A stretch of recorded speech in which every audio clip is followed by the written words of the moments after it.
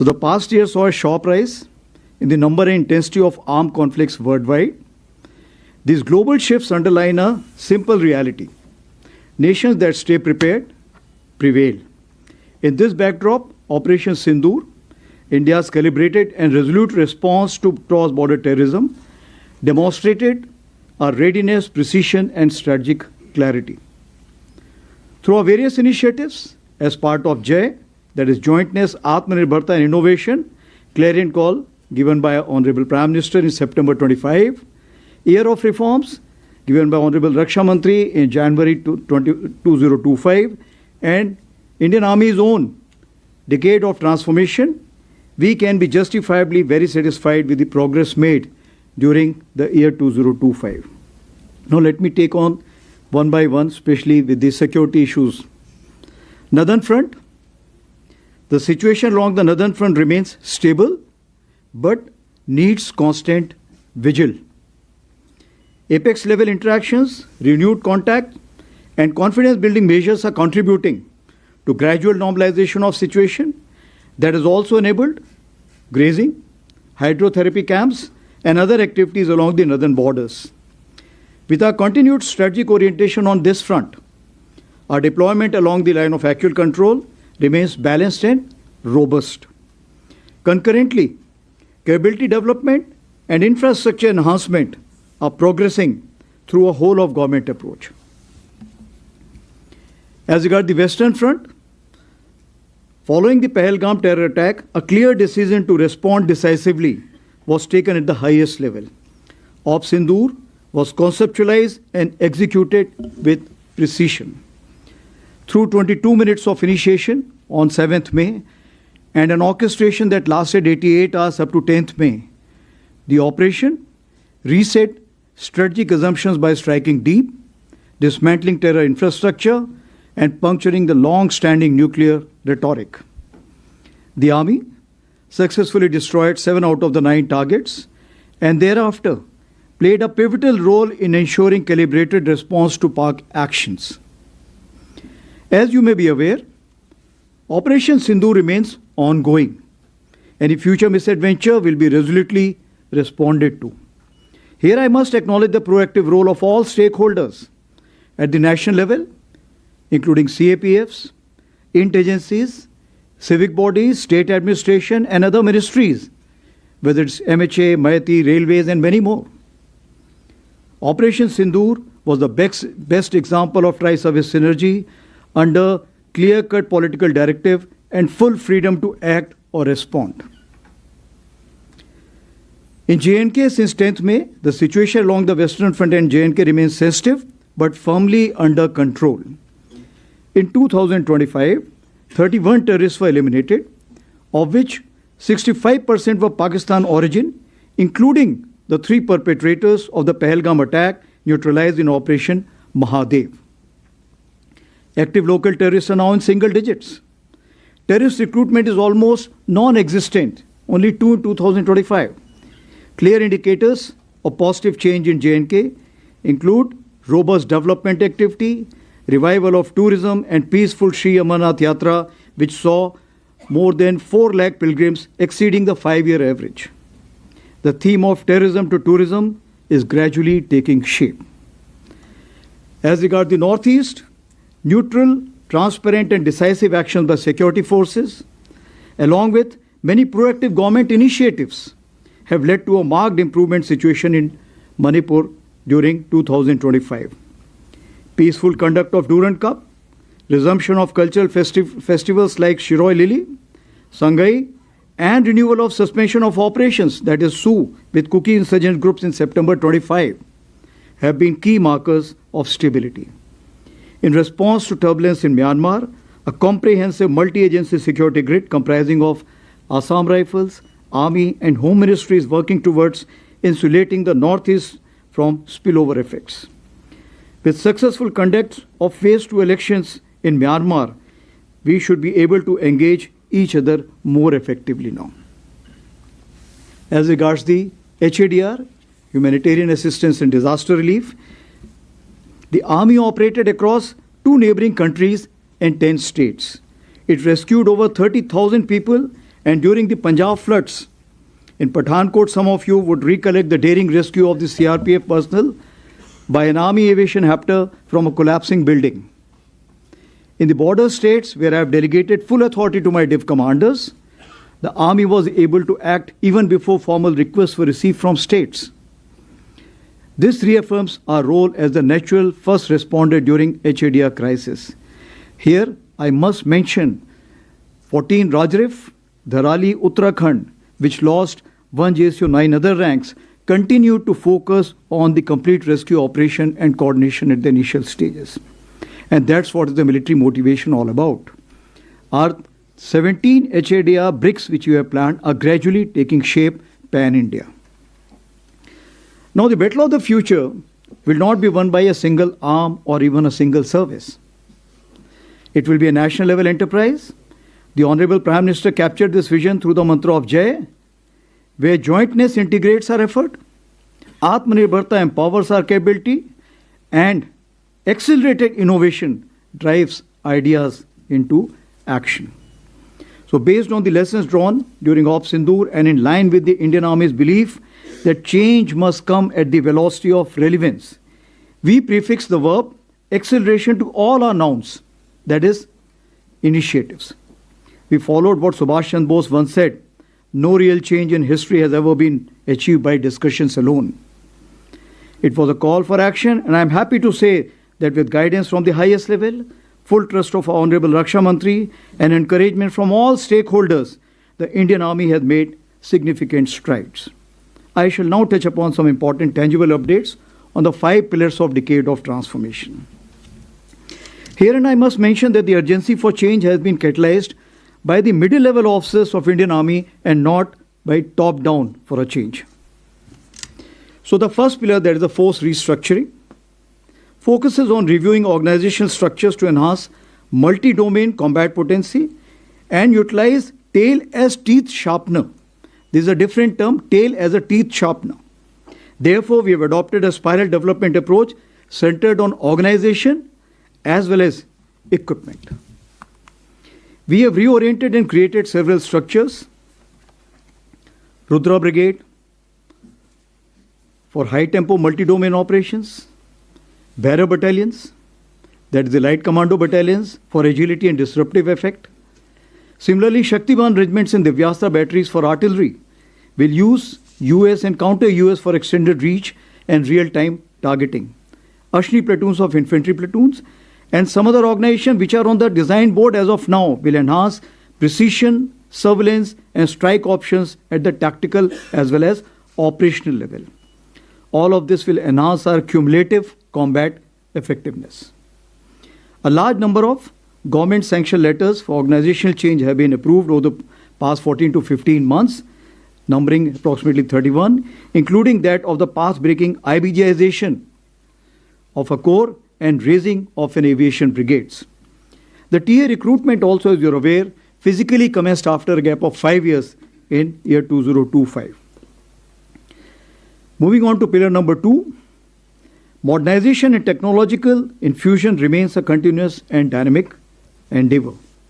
Our modernization priorities focus on improving mobility and protection, strengthening network-enabled operations, enhancing communication system, deploying terrain-specific EW system, inducting new generation munitions, and expanding US and counter-US capabilities. Our immediate focus is on innovative kitting of legacy equipment or the platforms. The next phase involves developing new systems and finally culminating in network-enabled multi-domain operations.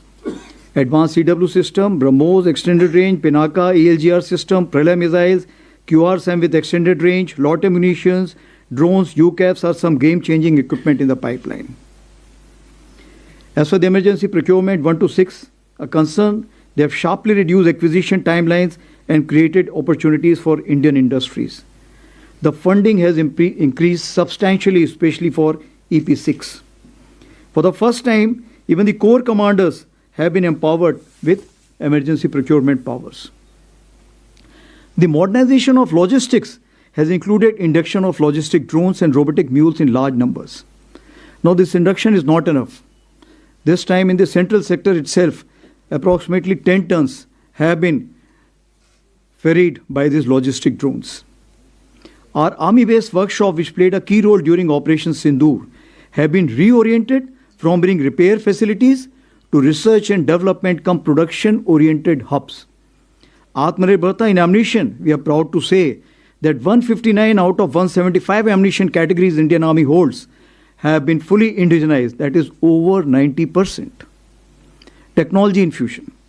As my predecessor, General Manoj Pandey, had emphasized, technology infusion is central to addressing future security challenges. And based on that, the year of 24 and 25 were also declared as the year of technology absorption. We have aligned ourselves with all major national technology missions, including 6G and the National Quantum Mission. A dedicated quantum lab has been established in MCT Mau. In August 25, we launched the Agni Shodh initiative with IIT Madras to harmonize research and development pathways tailored to our operational needs. AI incubation cell is working well at Bangalore in Bell premises. We have introduced India's first sovereign agentic AI in box, a major step towards national vision of self-reliant, battlefield-ready AI. In November 25, under the MOD initiative of Aditi, Raksha Mantri ji launched Indian Army's next generation unified AI platform, Ekam AI, as a secure mission-grade AI as a service ecosystem. We will now upgrade fine-tuned LLM to sovereign LLM for the same. That will remove all the biases which generally creep into the system. It will help us in effective integration of the battlefield surveillance system, ACCCS Shakti, as well as CIDSS. The secure Samba mobile phone has proven highly effective, including during Op Sindoor, and phase 2 will enhance features is already underway. Now, continuing our drive towards a technology-enabled army, 2026 and 27 have been declared as the years of networking and data centricity. I say again, years of networking and data centricity. We understand that is in this age of acceleration, only one focus may not be adequate for the year. So all my PSOs will concurrently focus on one activity related to their domain of expertise. For example, year of habitat and military nutrition, year of innovation, touching lives, and of course, modern infra introduction. Moving ahead to the third pillar, that is system, process, and functions. We continue to refine organizational mechanisms to adopt best practices, improve efficiency, enhance outcomes, and gradually reorient manpower. Our war-fighting doctrines are being updated to fine-tune multi-domain operations. Basically, the ability to fully succeed in all four quadrants. As you understand, all four quadrants of warfare include from non-contact, non-kinetic to contact kinetic. We have refined our tactics, techniques, and procedures across all domains to operate effectively in the broadened battle space, which includes air littorals, cyber, cognitive, EM spectrum, and space. As highlighted last year, we initiated the study on delayering of headquarters to achieve faster decision making. This study is nearly finalized, and near simultaneously, its implementation is also commenced.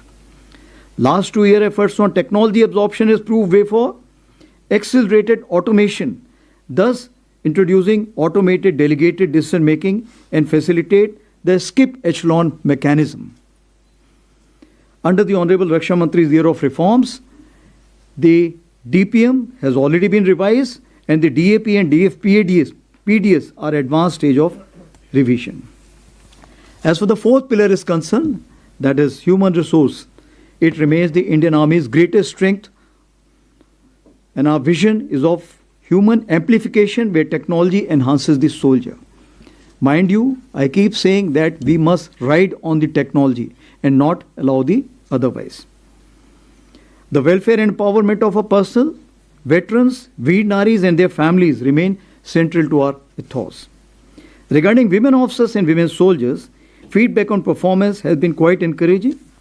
We are expanding progressively, and as I had mentioned last year, we are now test bedding limited entries into the Territorial Army Home and Hearth with 36 vacancies.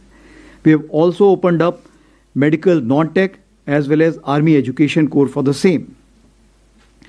As announced last year, all-women skydiving display team at Batinda was created, and now it has 12 members and they have completed approximately 520 jumps. To strengthen fiscal standards as a team all across the ranks and ensure fit mission-ready units, CPT 26 has been promulgated as a common physical proficiency benchmark from soldier up to the Chief of Army Staff. For the welfare of our veterans, Project Naman was launched in August 2024 with 14 centers. It's a single window for all requirements which a veteran may have. It has, from 50, it has expanded to 100, and the 100th one will be inaugurated while at Jaipur by the Raksha Mantri ji during the occasion of the Army Day Parade. It's a great example of whole-of-nation approach, partnership with Sparsh, Maiti, and private banks, HDFC Bank, Axis Bank. I would also like to thank the 9 banks who have supported our initiative of providing rupees 1 crore accident insurance to our soldiers and veterans, of course, with various preconditions. As regards veterans, all army commanders have personally reached out to all the governors and the chief ministers of various states for the convergence on veterans' welfare and their role in nation building. Veteran Achiever Awards has got a traction where we are already going to achieve 150 at the time of Army Day Parade. As for the Jointness integration is concerned, the 5th pillar, Operation Sindhu was a powerful demonstration of coordinated joint service planning and execution. The mandate for Jointness and integration has been clearly defined at the highest level.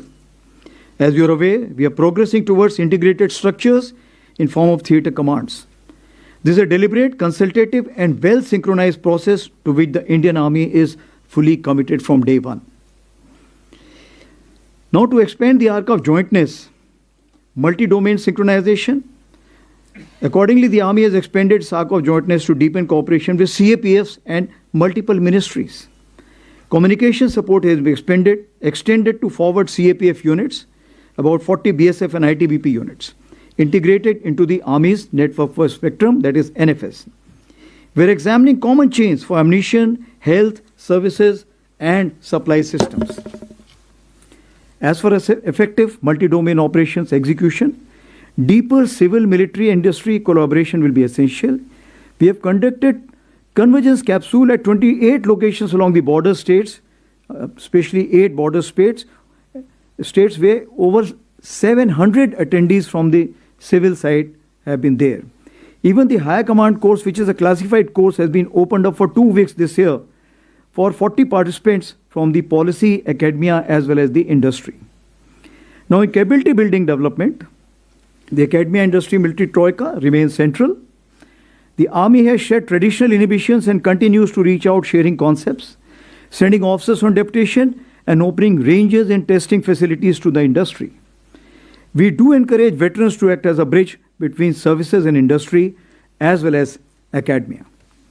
We are supporting the funding startups and have started the Army internship program across 8 verticals.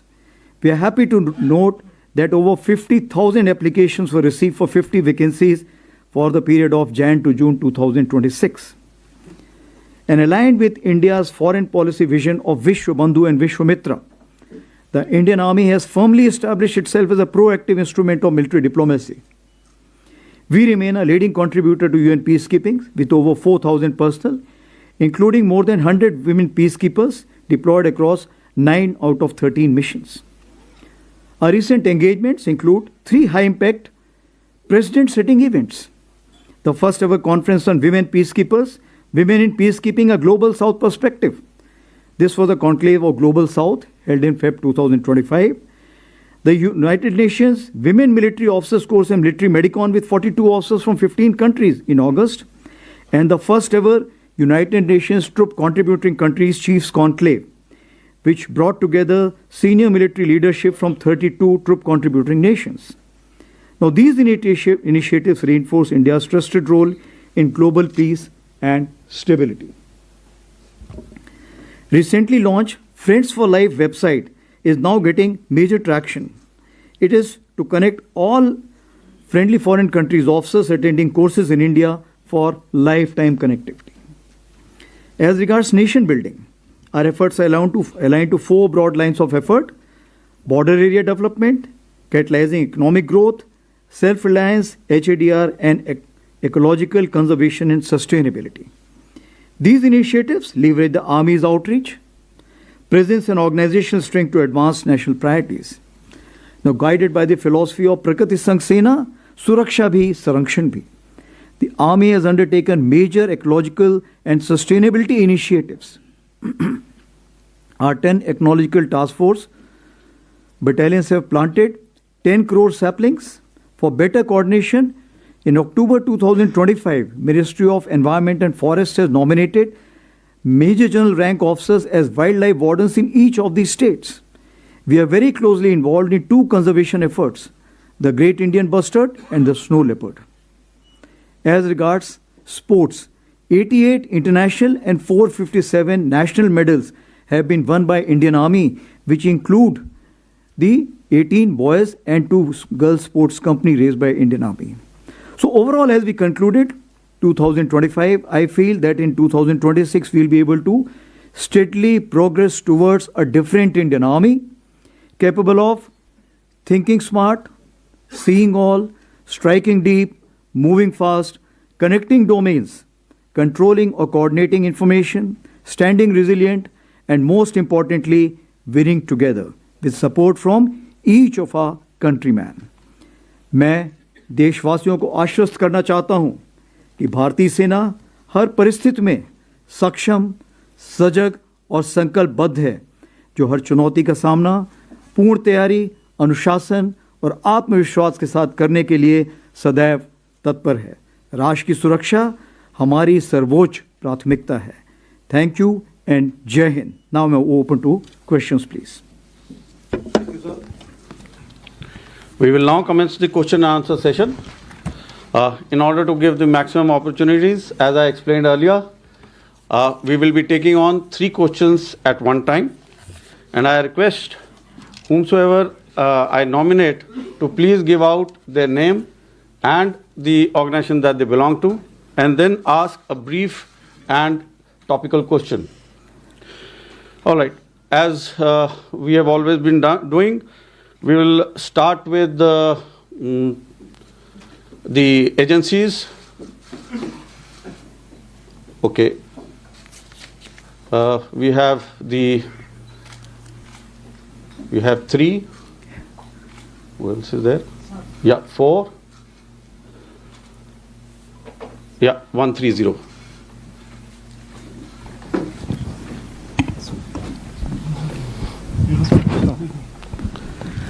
Sir, namaste. I am Ajit Dubey from ANI, sir. Sir, you talked about, in your opening remarks, you talked about busting Pakistan's nuclear rhetoric, sir, during Operation Sindoor. Can you tell us how did the army do it, or how did the forces do it? And during the talks with DGMOs during the conflict, was there ever any nuclear threat given by Pakistan Army? And sir, in recent past, we have seen that a major force restructuring has taken place, where you have been able to create a pool of over 1 lakh drone operatives. Was this necessitated by the Operation Sindoor, or was it in plans earlier also? And if you can tell us about the entire restructuring plan, sir, IBGs, Rudras, whatever the army is going to do in future. Thank you, sir. Hello sir, Krishna Mohan Mishra, Sputnik India से. Sir, operation सिंदूर में artificial intelligence का कितना इस्तेमाल हुआ, कितनी ज़रूरत समझी गई, और ख़ास तौर पर ऑपरेशन सिंदूर के बाद सेना ने आर्टिफिशियल इंटेलिजेंस का क्या क्या उसमें आगे बढ़ी है उसकी तैयारी में, और क्या भविष्य की तैयारी है, क्या भविष्य के कार्यक्रम है? सर, संदीप INS से. सर, मेरा सवाल ये है कि जब DGMO लेवल टॉक्स हुए थे और उन्होंने ये भी बात हुई थी कि जो फॉरवर्ड मूवमेंट है पाकिस्तान की तरफ से भी ऑपरेशन सिंदूर के दौरान, और उनको भी कम किया जाएगा, अभी फ़िलहाल क्या स्टेटस है? और कुछ खबरें ये भी हैं कि जो टेररिस्ट कैंप या जो ख़त्म किए गए थे वो दोबारा से जो है उन्होंने रिबिल्ड करना शुरू किया है, इसके बारे में क्या जानकारी सर? एक बार पहला पोर्शन दोबारा बताएंगे क्वेश्चन। सर, ऑपरेशन सिंदूर के दौरान जिस वक्त डीजीएमओ लेवल की टॉक्स हुई थी उसमें ये भी बात कही गई थी कि जो एक्स्ट्रा फोर्सेज जो मूवमेंट किया गया था, फॉरवर्ड मूवमेंट था, वो ग्रेजुअली कम किया जाएगा। तो क्या पाकिस्तान की तरफ से ऐसा कुछ दिखाई दे रहा है कि उन्होंने जो फॉरवर्ड मूवमेंट था उसको कम किया है, जो डिप्लॉयमेंट है उसको कम किया? क्या चेंजेस आप एलओसी के आसपास देख रहे हैं सर, या आईबी के आसपास? सेकंड पार्ट क्या था? सेकंड पार्ट ये था कि सर जो टेररिस्ट कैंप आप लोगों ने जो बस्ट किए थे, निशाना बनाया था, उसके बाद से अब धीरे धीरे टेररिस्ट कैंप और ज़्यादा जो है वो जगह भी बदल रहे हैं और नए नए स्टैब्लिशमेंट भी हो रहा है, इसकी क्या जानकारी है सर? तो पहला मैं आपसे ही जवाब शुरू करता हूँ। जहाँ तक सवाल है कि ऑपरेशन सिंदूर के टाइम जो फॉरवर्ड मूवमेंट हुए थे, forward movement over a period of time हमारे डीजीएमओ एग्रीमेंट के बेसिस पे इसको हमने कम करना शुरू किया था और इसको हमने वक्त दिया था कि तकरीबन हम इसको मई के आखिरी तक इसको हम पूरा करने की कोशिश करेंगे। और बीच बीच में डीजीएमओ टॉक्स होती रहती थी दोनों तरफ रीअश्योरेंस करने के लिए, ताकि कोई मिस इन्फॉर्मेशन ना रह जाए, और वो रीअश्योरेंस के मद्देनज़र हमने इसमें कार्रवाई की थी दोनों तरफ से। जैसे आपको पता है कि हम लोगों ने काफ़ी मोबिलाइजेशन किया था, काफ़ी हद तक मोबिलाइजेशन किया था, वो क्लासिफाइड है लेकिन काफ़ी किया था, तो उस मोबिलाइजेशन को धीरे धीरे हमने सही जगहों पे पहुंचाया हुआ है। जहाँ तक हमारे आइज़ एंड ईयर्स के सवाल हैं, चूँकि ऑप सिंदूर ऑन है इसलिए वो आइज़ एंड ईयर्स वो खुले रहेंगे। इसके तहत जो कुछ हमें कार्रवाई करनी है वो हमने आगे कर रखी है। जहाँ तक दूसरा आपका सवाल है कि टेररिस्ट कैंप के क्या हालात हैं, तो टेररिस्ट कैंप के हालात का मैं ये बताना चाहूँगा कि जितनी खबर हमारे पास है, तकरीबन 8 कैंप्स अभी भी हमारे ऐसे नॉलेज में हैं जो कि एक्टिव हैं, जिसमें से 2 तकरीबन आईबी के अपोजिट हैं और 6 एलसी के अपोजिट हैं। और इन कैंप्स में तकरीबन अभी भी हम समझते हैं कि किसी प्रकार की प्रेजेंस या ट्रेनिंग है, तो इसलिए हम उसके नज़र रखे हुए हैं, उसकी खबर कोशिश करते हैं हासिल करने की, और अगर कोई ऐसे दोबारा हरकत हुई तो हम ज़रूर उसको, जो हमारा इरादा है, हम उसको ज़रूर अंजाम देंगे। दूसरा सवाल था आर्टिफिशियल इंटेलिजेंस के ऊपर। आर्टिफिशियल इंटेलिजेंस के ऊपर सबसे मैं पहले ये बताना चाहूँगा कि आर्टिफिशियल इंटेलिजेंस कोई ऐसी चीज़ नहीं है जो कि आज शुरू हुई है। ये आर्टिफिशियल इंटेलिजेंस हमारे साथ हमेशा रही है, चलती रही है, इसके मायने बदलते रहे हैं, इसके दायरे बदलते रहे हैं। तो जहाँ तक सवाल है कि इसको हमने कैसे यूज़ में लाया, इस्तेमाल किया, तो सबसे पहली बात करेंगे प्रेडिक्टिव एनालिसिस। जैसे आपको पता होता है कि हमें दुश्मन कहाँ पर जाएगा, कहाँ पर बैठेगा, इन चीज़ों के बारे में पहले से ही ज्ञान होता है और पहले जो एक पैटर्न बना होता है। तो ऐसी जगहों पे हमारे पास कुछ सिस्टम्स होते हैं जिसके बेसिस पे हम उसको मॉनिटर कर सकते हैं, और जो हमारी वार्निंग लाइन्स होती हैं उस लाइन्स को हम उसके हिसाब से एक्टिवेट कर सकते हैं। उसी प्रकार से अगर देखा जाए तो हमारा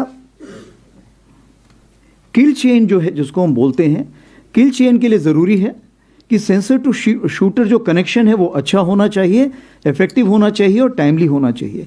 इस किल चेन को हमने काफ़ी इस बार इस्तेमाल में लाए और वो काफ़ी इफेक्टिव होने के कारण हम सही जगह पर टारगेट को एड्रेस कर पाए।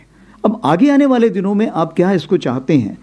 आर्टिफिशियल इंटेलिजेंस हमें हर जगह चाहिए, चाहे फोर्स विजुअलाइजेशन है, चाहे एप्लीकेशन है, चाहे प्रिजर्वेशन है।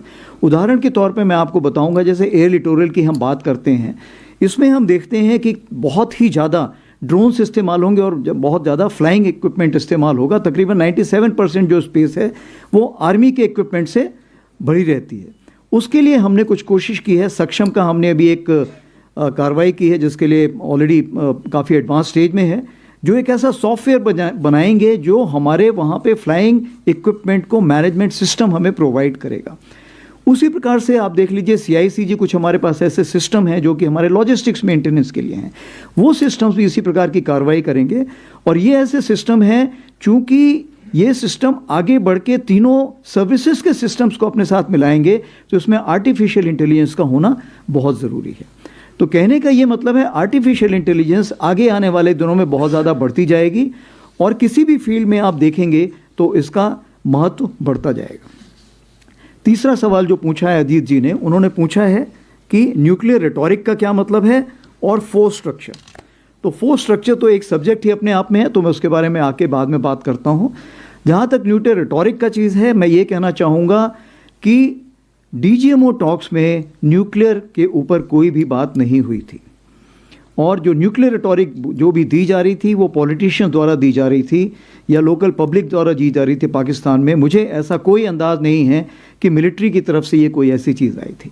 जब हम बोलते हैं कि इसमें हमारा रोल क्या था, जब हम बात करते हैं, पहले बोला जाता था कि कन्वेंशनल ऑपरेशंस के लिए जो स्पेस है वो कम होती जा रही है और सब कन्वेंशनल से डायरेक्टली हम सीधे न्यूक्लियर डोमेन में जाएंगे। परंतु इस बार जो हमने कार्रवाई की, आपको पता है कि जम्मू कश्मीर में स्पेशली जिस तरह की फायरिंग हुई थी और जिस तरह से हमने उनको एड्रेस किया और तकरीबन हमने उनके 100 लोगों को जो ख़त्म किया, वो सब कार्रवाई जो हुई थी वो इसीलिए हुई थी क्योंकि हमने कन्वेंशनल स्पेस को बढ़ाया। और उस 88 आवर्स में आपने देखा कि कन्वेंशनल स्पेस को बढ़ाने के लिए आर्मी का जो मोबिलाइजेशन था वो इस प्रकार से था कि कोई भी ऐसी गलती अगर पाकिस्तान ने की जिसमें कि हमें मजबूर होना पड़ा, ग्राउंड ऑपरेशन शुरू होने के लिए हमने पूरी तैयारी कर रखी थी। तो मैं यही कहना चाहूँगा कि जहाँ तक न्यूक्लियर रिटॉरिक का सवाल था, डीजीएमओ लेवल पे कोई ऐसी बात नहीं हुई थी और कन्वेंशनल स्पेस को हमने बहुत ज़्यादा बढ़ाया था। को एलिमिनेट किया वो पाकिस्तान आर्मी के जो क्रॉस बॉर्डर फायरिंग। जी, आप सही बोल रहे हैं। मैंने इसके बारे में पहले भी बात की है कि तकरीबन उन्होंने गलती से एक बार, मुझे याद है 13 या 14 अगस्त के आसपास उन्होंने गलती से 150 लोगों की लिस्ट निकाली थी और जिसको हमने एनालाइज किया, बाद में उन्होंने उसको वापस पुल आउट कर लिया था। उसमें 100 लोग जो तकरीबन हमारे अंदाज से थे वो तकरीबन लाइन ऑफ कंट्रोल में जो फायरिंग हुई थी या IBJN के सेक्टर में जो फायरिंग हुई थी उससे ख़त्म हुए थे। जहाँ तक आपने फोर्स स्ट्रक्चर की बात की, फोर्स स्ट्रक्चर में मैं सिर्फ आपको यही बताना चाहूँगा कि ड्रोन पहले भी अहम रोल प्ले कर रहा था, लेकिन ऑफ सिंदूर के बाद इस चीज़ को पूरा एक मेजर एक्सेलरेशन मिला। क्या हम इस ऑर्गेनाइजेशंस को पहले देख रहे थे? हाँ, हम इस ऑर्गेनाइजेशंस को पहले देख रहे थे। इनको हमने काफ़ी कुछ तक वैलिडेशन किया था, इसको डेजर्ट टेरेन में किया था, हाई एल्टीट्यूड टेरेन में किया था, तो वैलिडेशन चल रहा था। लेकिन चूंकि ऑफ सिंदूर ऑन है इसलिए हमें इसको जल्दबाजी में और जल्द से जल्द हमने इसको कमीशन करना पड़ा, इसको हमने एक शेप देना पड़ा। इसी चीज़ को मद्देनजर रखते हुए हमने क्या कार्रवाई की, अगर हम इन्फेंट्री बटालियन से शुरू करें तो आप देखेंगे ड्रोन पहले क्या होता था, ड्रोन कोई भी उड़ा सकता है, लेकिन अगर आपको ड्रोन का इफेक्टिव इस्तेमाल करना है सर्विलेंस के लिए, फोर्स एप्लीकेशन के लिए, एंटी रेडिएशन के लिए, जैमिंग के लिए, लॉटर म्यूनिशन के लिए, या जो काउंटर यूएस इक्विपमेंट जिसको हम बोलते हैं, चाहे वो काइनेटिक हो चाहे नॉन काइनेटिक हो, दोनों के लिए, इन सब के लिए हमें बड़े ऑपरेटर्स चाहिए और इनके लिए हमें इंटीग्रेशन चाहिए। इसका मतलब ये हुआ कि ये अभी स्पेशलिटी की जगह एक सुपर स्पेशलिटी का खिताब जीत चुका है। तो अगर ऐसी बात है तो इस चीज़ को मद्देनजर रखते हुए हमें ज़रूरत है कि हम इसको स्पेशल ऑर्गेनाइजेशंस खड़े करें। तो जो सबसे पहला ऑर्गेनाइजेशन हमने खड़ा किया वो इन्फेंट्री बटालियन में हमने अशनी प्लेटून खड़ी की, जिसमें स्पेशलिस्ट लोग हैं जो कि एक लेवल की क्वालिफिकेशन हासिल करते हैं तभी वो इसमें जा सकते हैं। उसी प्रकार से एक हमने भैरव लाइट कमांडो बटालियंस खड़ी की हैं, जो कि हमने आज की तारीख पे 13 भैरव बटालियंस खड़ी की हैं। ये भैरव बटालियन का जो काम है, इनका काम है कि जो घातक प्लेटून होती थी इन्फेंट्री बटालियन में, जो स्पेशल फोर्सेस, इनके बीच का जो एक गैप है, इस गैप को कवर करना विथ मॉडर्न इक्विपमेंट। तो UAS equipment, counter UAS equipment, loiter munition और भी जो हमारे इक्विपमेंट होते हैं उसको लेके एक घातक रोल प्ले करना। आगे बढ़ते हैं हम आर्टिलरी में। आर्टिलरी में अगर हम बात करें तो एक दिव्यास्त्रा हमने बैटरी बनाई है। दिव्यास्त्रा बैटरी का ये मतलब है कि वो आरटी रेजिमेंट के अंदर रहेगी और वो एक डिव कमांडर को सपोर्ट प्रोवाइड करेगी अगेन यूएसएन, काउंटर यूएसएन, लॉटर म्यूनिशन के लिए। जो हमारी शक्तिमान रेजिमेंट है, जो अभी हमने 3 खड़ी कर रहे हैं शुरू करने के लिए और बाद में 12 खड़ी करेंगे, फिर इसको और आगे बढ़ाएंगे। ये पूरी रेजिमेंट जो है इसी चीज़ के लिए रहेगी। इनका जो रेंज रहेगा, शुरू में शायद ये 100 से 400 किलोमीटर रहे, आगे आने वाले दिनों में हम इसको 750 किलोमीटर से 1000 किलोमीटर भी इनका दायरा देख रहे हैं। इसी प्रकार से ये जो यूनिटें हैं ये आर्मर्ड में भी खड़ी होंगी, मैकेनाइज्ड इन्फेंट्री में भी खड़ी होंगी। आपको पता है कि ईडब्ल्यू ब्रिगेड जो है उसमें non kinetic counter UAS equipment already आ रहा है और एयर डिफेंस में भी काइनेटिक इक्विपमेंट एयर डिफेंस के लिए आ रहा है। तो ये कुछ छोटे मोटे, मतलब मोटे तौर पे मैं आपको बताना चाहूँगा कि किस तरह का हमने मेजर चेंजेस लाए हैं। और जैसे आपको पता है कि इंटीग्रेटेड बैटल ग्रुप भी अभी सैंक्शन हो चुका है और ये भी इसमें बदलाव लाए जाएंगे।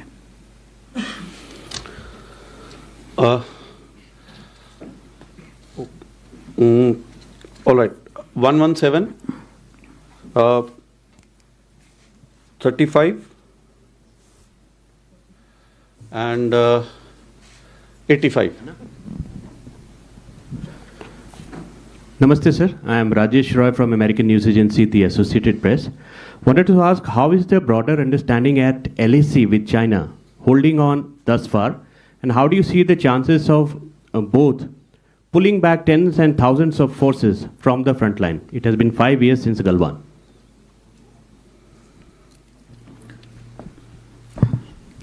सर, मैं पूनम पांडे हूँ, नव भारत टाइम्स से। ऑपरेशन सिंदूर के बारे में आपने कहा कि वो जारी है, तो जो पहला फेज़ था ऑपरेशन सिंदूर का, उसका कितना असर हुआ? क्योंकि आपने खुद बताया कि अभी भी टेरर कैंप दोनों तरफ हैं, आईबी पे भी और एलओसी पे भी, तो और उनके आतंकवादी लगातार घुसपैठ की कोशिश कर रहे हैं। तो ऑपरेशन सिंदूर का कितना असर पाकिस्तान पर हुआ कि वो ऐसी कार्रवाई ना करे? क्योंकि ड्रोन भी हम देख रहे हैं कि लगातार आ रहे हैं। आपने कॉग्निटिव वॉरफेयर का जिक्र किया सर, और आपने कई बार ये बोला है कि जो उस समय नैरेटिव की वॉर चल रही थी वो काफ़ी अहम थी। तो अभी इंडियन आर्मी कॉग्निटिव वॉरफेयर के लिए क्या कर रही है? क्योंकि हम लगातार देख रहे हैं कि आपके फेक वीडियोस भी आपकी स्पीच खत्म होने के आधे घंटे बाद आ जाते हैं। क्या स्पेशल ट्रेनिंग हो रही है? क्या स्पेशल टीम बनाई जा रही है जो इससे लड़ सके?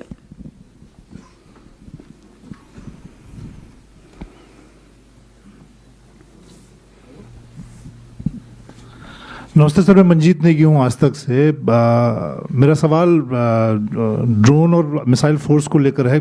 अगले 4-5 सालों में कितने नंबर्स आप देखते हैं? अगर हम ड्रोन फोर्स की बात करें, कितने नंबर होंगे सेना के पास? और मिसाइल फोर्स की को लेकर भी कुछ आप जानकारी दे पाएँ, उसको कैसे देखते हैं? क्योंकि इस वक्त जो लड़ाई देश और दुनिया में चल रही है वो इन्हीं दोनों डोमेन में हम देख रहे हैं। मंजीत जी, आपका सवाल सबसे पहले लेता हूँ, ठीक है।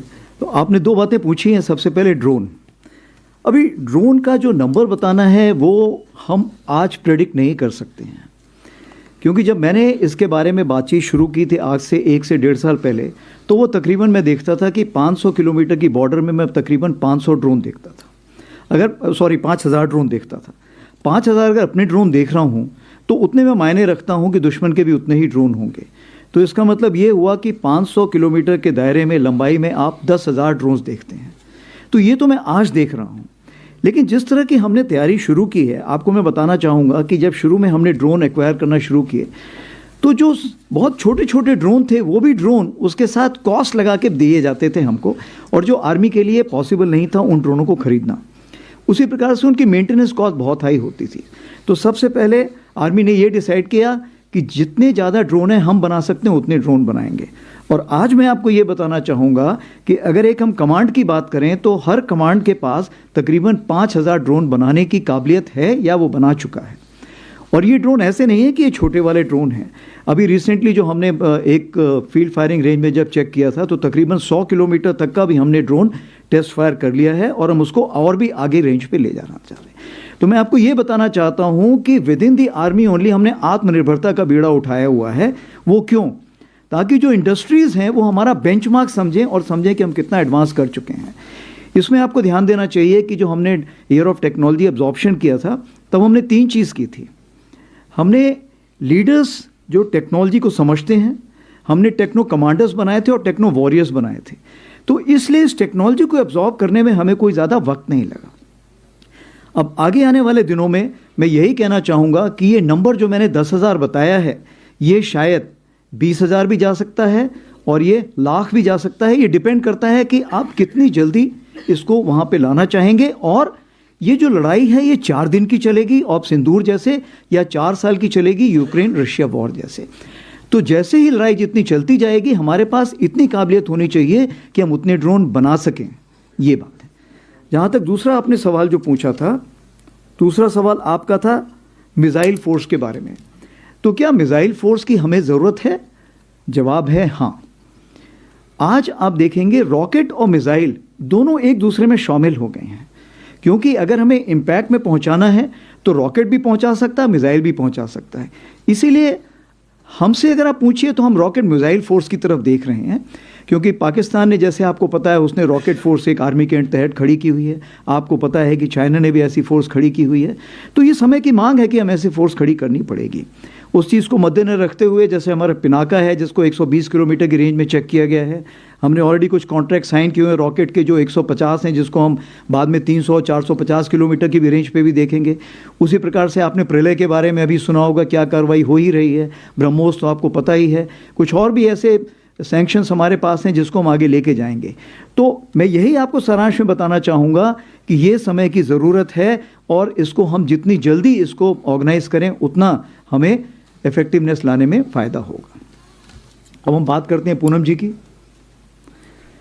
पूनम जी ने पूछा है कि ऑप सिंदूर में पाकिस्तान के ऊपर कितना इफेक्ट पड़ा है और ड्रोन जो दिखाए दिए हैं उसके बारे में क्या कहना है। तो सबसे पहले मैं ये बताना चाहूँगा कि ऑप सिंदूर के बाद जो हमारा टेररिस्ट इनिशिएटेड इंसिडेंट है वो तकरीबन ख़त्म हो चुका है। मैंने आपको जैसे बताया कि उसी प्रकार से जो एक्टिविटीज़ हैं वो बहुत कम हो चुकी हैं। इसका मतलब ये नहीं है कि हमने J&K में कोई किसी प्रकार की कमी पेशी की है या कोई हमने किसी प्रकार की फ़ौज को वहाँ से निकाला है। हमने उतना ही दबाव बना के रखा हुआ है।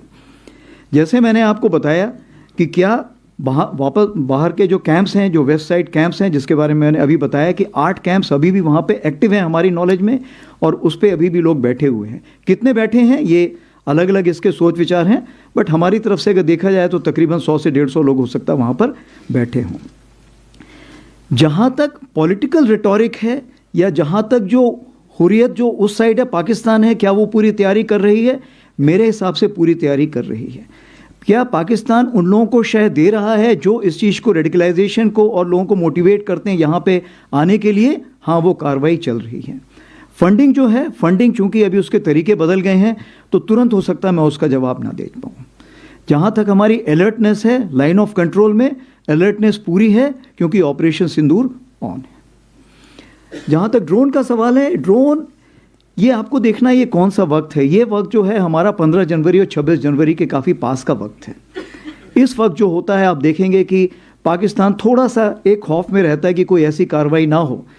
तो ये जो ड्रोन्स अभी हमने देखे हैं ये बहुत छोटे ड्रोन्स हैं, ये लाइट ऑन करके आते हैं, ये बहुत हाइट पे नहीं जाते हैं और ये बहुत ही कम देखे गए हैं। जैसे 10 के आसपास तकरीबन 6 से 7 देखे गए थे, 11 और 12 तारीख को 2 से 3 देखे गए हैं। तो ये जो ड्रोन थे ये मैं समझता हूँ कि डिफेंसिव ड्रोन थे, जो कि ये ऊपर आके देखना चाहते हैं कि हमारे अगेंस्ट कोई कार्रवाई तो नहीं हो रही है। मैं ये मना नहीं कर रहा हूँ, हो सकता है कि वो ये भी देखना चाहें कि कोई कहीं गैप तो नहीं है, इंडियन आर्मी में कोई ढिलाई तो नहीं है, कोई गैप वो जहाँ से वो टेररिस्ट वहाँ से भेज सकें। तो मेरे ख्याल से उनको उसका नेगेटिव जवाब ही मिला होगा। उन्होंने देखा होगा कि आज की तारीख पे कोई ऐसी जगह नहीं है, कोई ऐसे गैप्स नहीं जहाँ से वो भेज सकें। लेकिन ये ज़रूर है, आज जो हमारी DGMO स्टॉक हुई है उस स्टॉक में इसके बारे में जिक्र किया गया है और उनको बताया गया है कि ये हमें मंजूर नहीं है और कृपया करके इस पर लगाम लगाइए, ये उनको ये बता दिया गया है। आपने दूसरा सवाल पूछा है जो एक सब्जेक्ट इन इटसेल्फ है कि narrative management system, narrative management system और कॉग्निटिव, ये कितनी ज़रूरत है और समय की मांग है। सबसे पहले तो मैं ये बताना चाहूँगा ऑपरेशन सिंदूर जो है, ऑपरेशन सिंदूर से हमने बहुत लेसन सीखे, लेकिन हम उसके पहले भी बहुत तैयारी कर चुके थे। उदाहरण के तौर पे हमने ये सीखा कि जो भी आप खबर देते हैं उसकी क्रेडिबिलिटी होनी चाहिए, क्योंकि लंबे समय में आपकी क्रेडिबिलिटी होना बहुत ज़रूरी है। आप जो भी खबर देते हैं उसमें कंसिस्टेंसी होनी चाहिए। तीसरी चीज़ ये होनी चाहिए कि किसी भी नैरेटिव मैनेजमेंट डोमेन में या कॉग्निटिव डोमेन में वैक्यूम नहीं होना चाहिए। अगर वैक्यूम नहीं होगा तो तो नेगेटिव न्यूज़ बहुत फास्ट मूव करती है। चौथी चीज़ क्या है कि आप नेगेटिव न्यूज़ को कितना तूल देते हैं। आपने ये देखना है कि कितनी नेगेटिव न्यूज़ नहीं आई थी। उदाहरण के तौर पे मैं आपको बताना चाहता हूँ कि जब से 22 अप्रैल के बाद से जितने भी हमारे ट्विटर हैंडल थे इंडियन आर्मी के, वो सारे ट्विटर हैंडल जो वेस्टर्न फ्रंट को फेस कर रहे थे वो बंद कर दिए गए थे, ताकि कोई ऐसा ना करे कि वेस्टर्न कमांड ने ये बोला है और जब तक हम वेस्टर्न कमांड से चेक करें तब तक वो न्यूज़ सब जगह जा चुकी है। तो जो सिंगल सोर्स ऑफ ट्रुथ था, वो सिंगल सोर्स ऑफ ट्रुथ हमने सिर्फ ADG स्ट्रैटकॉम रखा था। इसीलिए आप देखेंगे कि हम लोगों की क्रेडिबिलिटी बहुत हाई थी। दूसरी चीज़ ये है, हमने इन्फो ऑप्स ग्रुप्स और इन्फो ऑप्स डेस्क बनाए हुए हैं जो कोर हेडक्वार्टर तक पहुंच चुके हैं और ये जो है कार्रवाई करते हैं इस प्रकार की कि जहाँ भी कोई इन्फॉर्मेशन है वो सही जगह से सही वक्त पर पहुँचे। सबसे बड़ी बात आती है साइकोलॉजिकल डिफेंस की। साइकोलॉजिकल डिफेंस क्यों? मेरे पास आज की तारीख पे वेटरन्स को मिला के, उनके डिपेंडेंट्स को मिला के 1.3 करोड़ पॉपुलेशन है, यानी 1% पॉपुलेशन तो मेरे पास, जिसको मुझे डायरेक्टली रीच करना है। अगर इस पॉपुलेशन को रीच करना है तो मुझे ज़रूरी है to have a psychological defence division, और इस चीज़ को मद्देनजर रखते हुए हमने ट्रायल बेसिस पे एक साइकोलॉजिकल डिफेंस डिवीजन बनाई जो कि 24/7 इसको मॉनिटर करती रहती है। क्यों? क्योंकि किसी भी देश में, आप ये ऐसा नहीं है कि सिर्फ पाकिस्तान से उभर के चीज़ें आ रही हैं, हो सकता है टर्की से उभर के आए, हो सकता है और किसी और देश से भी उभर के आए, तो चूंकि उनके टाइमिंग्स अलग है इसलिए 24 घंटे इसको नज़र रखनी पड़ती है और उस पर हम कार्रवाई करते हैं। इसमें चूंकि होल ऑफ नेशन अप्रोच होता है, तो जैसे आपको पता है कि एक सेंट्रल सेल बनाया गया था जिसमें हर मिनिस्ट्री के लोग बैठे हुए थे और फेक न्यूज़ को वो काउंटर कर रहे थे और करेक्ट न्यूज़ देने की कोशिश कर रहे थे। उसके अलावा अब सिंदूर के टाइम पर हमने DIB के साथ और मैती के साथ मिलके बहुत सारे URLs, YouTube चैनल्स और ट्विटर हैंडल्स को ब्लॉक किया था, क्योंकि वो उस टाइम हमारी नेशनल नेसेसिटी थी। और ऑफ कोर्स फेक न्यूज़ के ऊपर फेक स्टैंपिंग तो हम खुद ही उसी वक्त लगाते थे जैसे हमको पता लगता है। तो मैं आपको यही कहना चाहूँगा, हमारी तैयारी बहुत थी, और अगर आप उस ट्वीट को देखें जिसको हम बोलते हैं जस्टिस सर्व्ड ऑपरेशन सिंदूर, आज की तारीख पे वो 23 मिलियन हिट्स ले चुका है। Thank you. All right. Oh, sorry. हाँ, हम लाइन ऑफ एक्चुअल कंट्रोल की बात करें तो लाइन ऑफ एक्चुअल कंट्रोल में जैसे मैंने आपको बताया कि आज की डेट पे इट नीड्स कांस्टेंट विजिल। इसका मतलब ये हुआ कि हम धीरे धीरे दोनों साइड्स अपना ट्रेस फैक्टर बढ़ाने की कोशिश कर रहे हैं। 21 अक्टूबर 24 को आपको पता है कि किस तरह का एक हम लोगों के बीच में अंडरस्टैंडिंग हुई थी। उसके पहले कज़ान में दोनों टॉप लीडर्स मिले थे, उसके बाद आई थिंक तियानजिन में मिले थे, और दोनों के बीच में, इस टाइम के बीच में हमारी SR लेवल की मीटिंग्स हो चुकी हैं, उसी प्रकार से हमारी WMCC मीटिंग्स हो चुकी हैं, और इन सब, उसके अलावा हमारे रक्षा मंत्री जी 2 बार मिल चुके हैं उनके रक्षा मंत्री जी से, हमारे फॉरेन मिनिस्टर मिल चुके हैं उनके फॉरेन मिनिस्टर से। So, since you spoke in English, I'll answer in English hereafter. So, as a result, now what is happening, that there is a kind of a sense of urgency and sense of acceptance from both the sides to keep the borders as calm, as quiet as possible. And how to go about it? How to go about it? Firstly, to keep the communication open. So now what we have done, that we have various levels of talking echelons.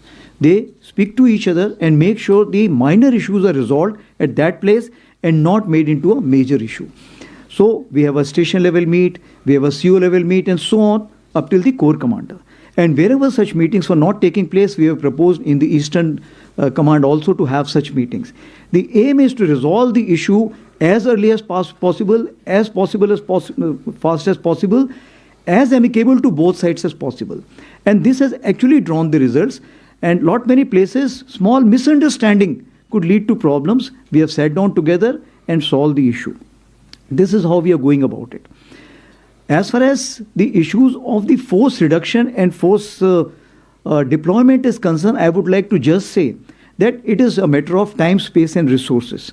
So what we look at, the forces should be placed in such a manner that they should be able to reach a particular deployment within the stipulated time and within the stipulated numbers. So that is something which we are looking at for the time being.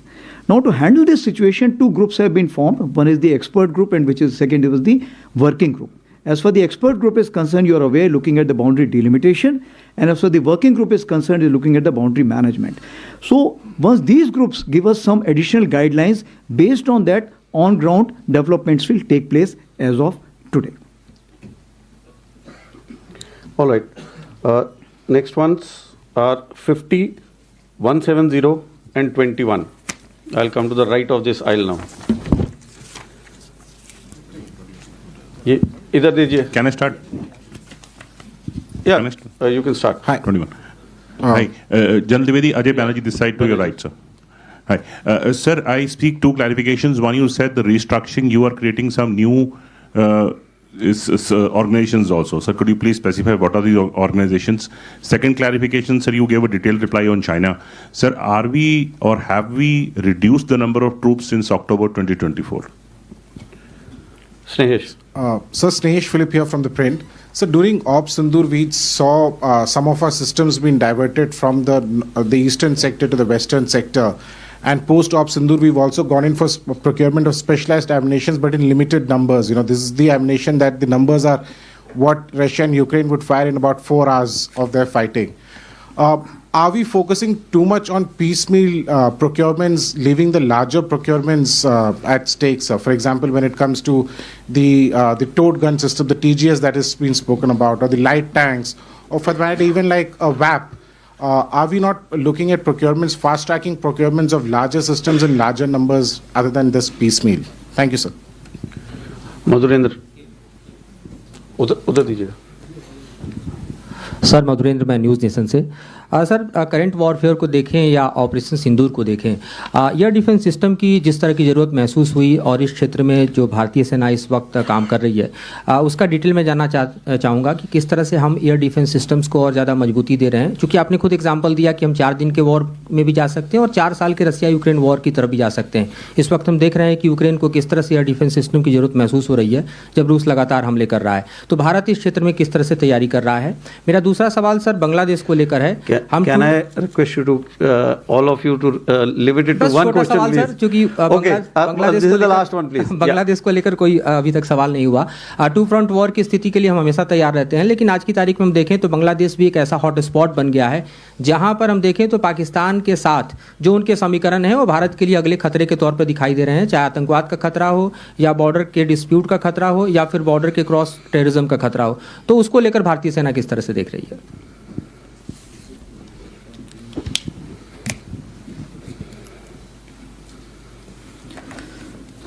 So, Ajay ji asked about the new organizations. So, as for the new organizations are concerned, like I have told you, that we are looking at the bearer battalions in total 25. We are looking at Shaktiman in terms of 13 to begin with, 15 to begin with, and thereafter add 11 more. We are looking at Divyastra, which will be 34 Divyastra batteries. We are looking at Rudra brigades. To begin with, 2 already implemented. We are looking at 7 more. Probably in phase 2, we will be commissioning 4. Besides this, the armored and mech are also having similar kinds of organizations. As we kind of carry out the validation, we will be kind of having that approved and moving ahead. As far the integrated battle group is concerned, last year I had told you that it's on the table and now it has been approved. This will be, of course, having the each IBG will be able to take on approximately 16 plus minus units under its control, and it will be commanded by a Major General. It will also have a fire support group which will also be commanded by a Major General. And once we settle down with this IBG, based on that, in future we will also be looking at more modifications coming in our way. I also would like to tell you that we have created a Futures and Transformation Cell in Indian Army under a 2-star. This has been created to handle all these new structures which is coming out, which is directly under the Chief of Army Staff Strat, so that the decision making is fastest. In later on situation also we'll be looking at, should we look at RTRAC, that the training command also to become a futures command. We are already having the series of presentations, and this may also become a futures command in itself. This is for the time being which we have carried out the major changes, and of course EW brigades and other issues, aviation brigades have already given out during the preamble. The second issue which I've asked is basically the troops relocation. The way I have explained that the deployment is a factor of TSR, that is the time, space and resources. So we always work on that factor. Based on that, some readjustments have been carried out. And this readjustment have been carried out to make sure that we should be able to timely apply the forces as per the operational requirement. Moving on to the next level, this is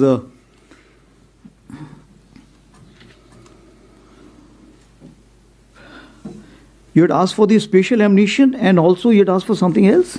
So the piecemeal procurements, rather than focusing on the larger, big scale, which are slowed down. Okay. Yeah.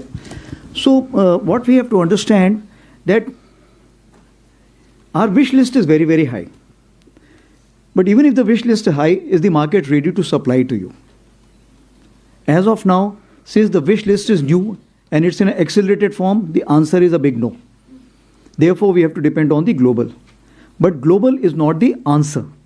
Therefore, what we look at, that long-term acquisition will only be carried out based on the Atmanirbharta call. That is why you are finding that the EP which has been carried out is, we have to firstly identify which is the Indian equipment which is suiting us. So the Indian manufacturers are providing us some equipment. As far as the Indian content is concerned, we'll have to see the Indian content is as per our satisfaction and its utility in the divergent terrains on the northern front, on the western front, it's meeting that requirement. So in the emergency procurement, we are taking a limited number. And based on that, we will go for a larger number, because then the trial also which is required will also be limited, because it's already being used by us. That is the reason. So therefore, when we say that the emergency procurement has been given, it has been given to fast track the procedure and fast track the acquisition. That is what we are looking at. The second thing is what we have to understand, that as far as the routine acquisition is concerned, it takes long time. If you remember, the authorized cycle is approximately 3.5 years, but it takes 5 to 6 years also. So what we want now, we have to look into 3 ways. Emergency procurement, fast track procedure, and the modified DAP which will come through, we will include that also. So these are the 3 ways we are looking at as far as the acquisition is concerned. Now coming on to 170. You had asked 2 questions, Bangladesh and air defense. So as far as Bangladesh is concerned, what we need to understand, that anything which is happening under the guidance. You asked in Hindi or English firstly? Hindi में. तो जो आपने पूछा था, सबसे पहले हमें ये जानना ज़रूरी है कि ये कौन सी सरकार है जो वहाँ पर है. अगर वो इंटरिम सरकार है, तो क्या जो वो एक्शंस ले रहा है, क्या वो 4 या 5 साल के लिए हैं या 4 या 5 महीने के लिए हैं. तो उस चीज़ को मद्देनजर रखते हुए क्या हमें उसमें तुरंत रिएक्ट करने की ज़रूरत है या नहीं, ये हमें समझना चाहिए. सबसे बड़ी बात तो ये है. दूसरी बात ये है कि आज की तारीख पे तीनों सेनाओं ने अपने अपने चैनल्स पूरे खुले रखे हुए हैं. भारतीय सेना ने तो मल्टीपल चैनल्स ऑफ कम्युनिकेशन खुले रखे हुए हैं, जो उनके वहाँ पे चीफ हैं, उनके से मेरी रेगुलर बात होती रहती है. उसी प्रकार से हमारे बाकी चैनल से भी हमें एक दूसरे से बातचीत होती रहती है. आपको ये भी याद होगा कि हमने एक डेलीगेशन भी वहाँ भेजा था, जिसने वहाँ पे सबसे जाके मुलाकात की थी. उसी प्रकार से चीफ ऑफ नेवल स्टाफ ने बात की है, उसी प्रकार से चीफ ऑफ एयर स्टाफ ने बात की है. इरादा ये है कि किसी प्रकार का कोई मिसकम्युनिकेशन या मिसअंडरस्टैंडिंग ना हो. तो मैं आपको यही भरोसा दिलाना चाहता हूँ कि आज की तारीख पे जो भी वो कार्रवाई कर रहे हैं, तीनों सेनाओं जो कार्रवाई कर रही हैं, वो किसी भारत के किसी प्रकार के खिलाफ की कार्रवाई नहीं है. जहाँ तक कैपेबिलिटी डेवलपमेंट की आप बात करें, तो कैपेबिलिटी डेवलपमेंट एक चीज़ है जो चलती रहती है पूरे वक्त.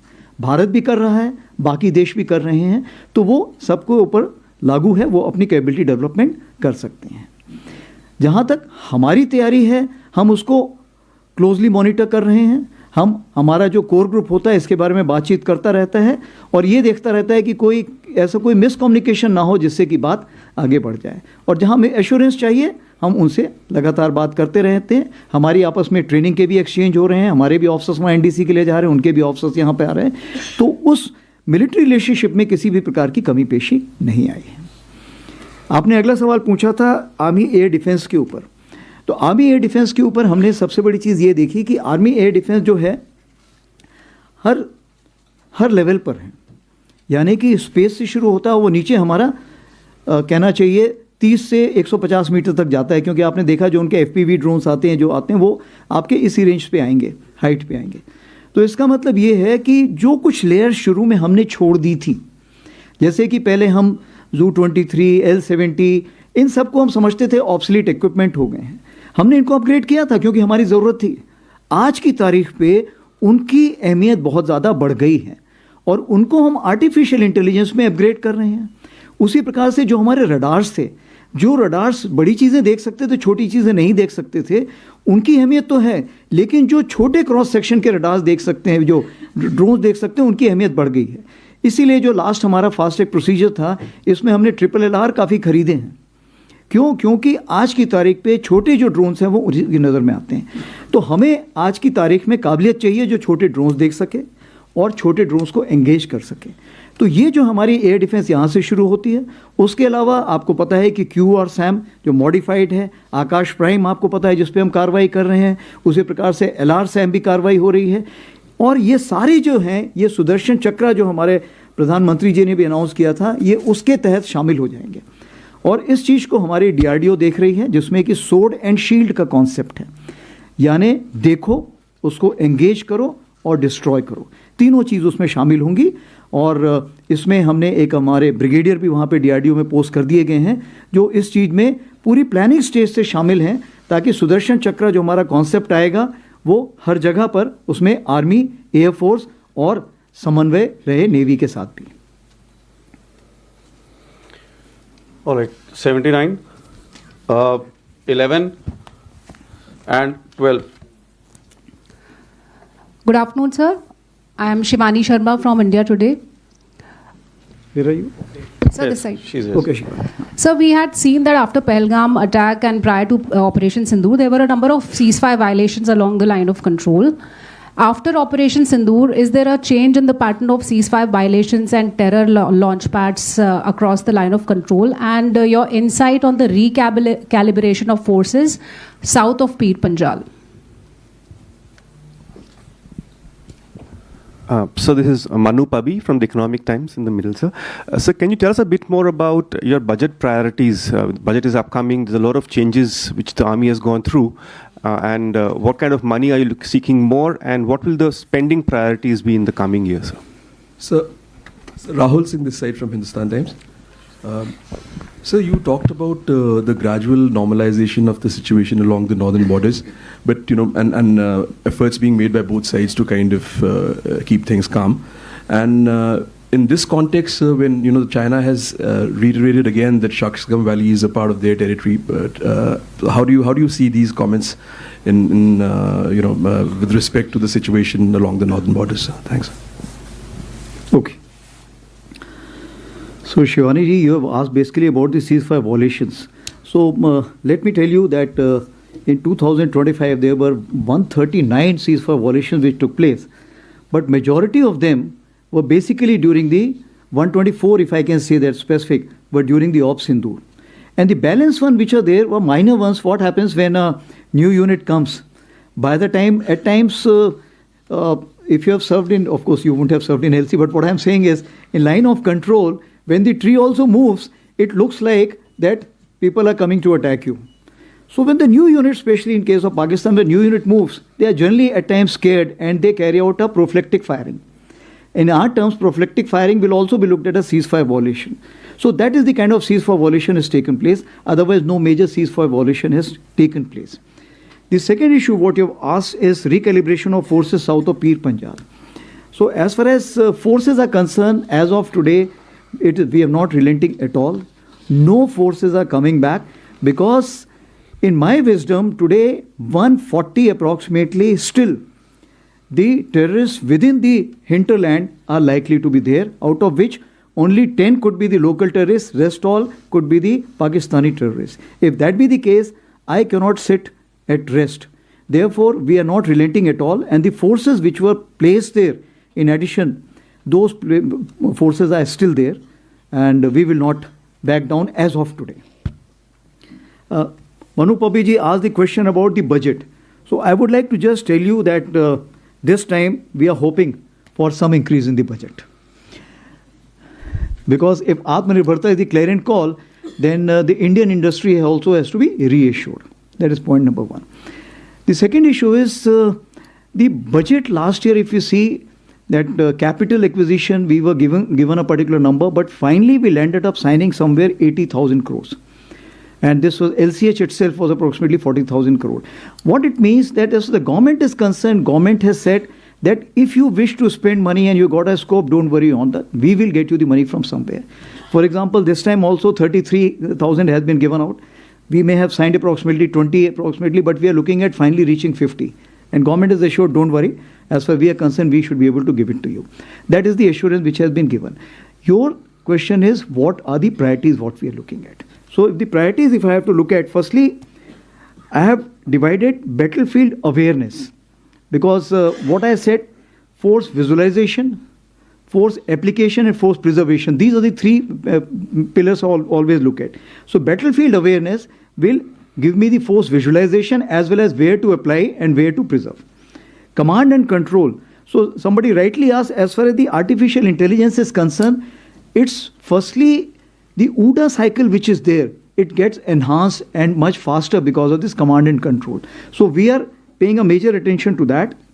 Force application I've already told you, and preservation and protection, because now the non-state actors also have today access to a lot of technology which can be used for attack.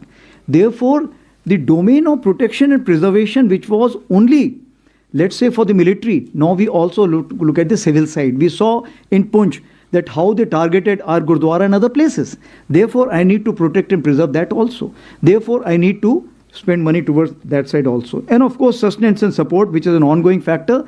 It's more applicable to the army because it's a large army, and our revenue expenditure, even for sustaining in terms of ammunition, arms, and the equipment, including kitting, comes from the revenue. Therefore, it will always remain very high for us.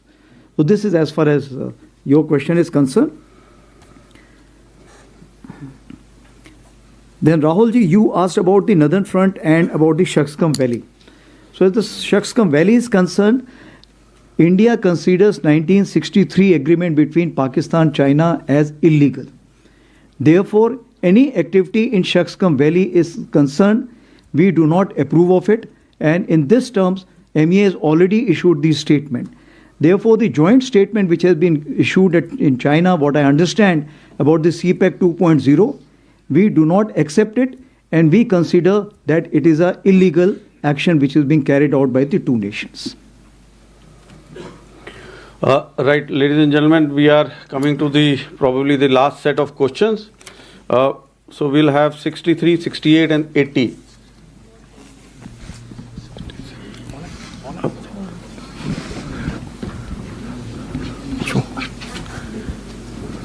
Sir मेरा नाम अनुवेश रथ है, मैं जी media group से हूं।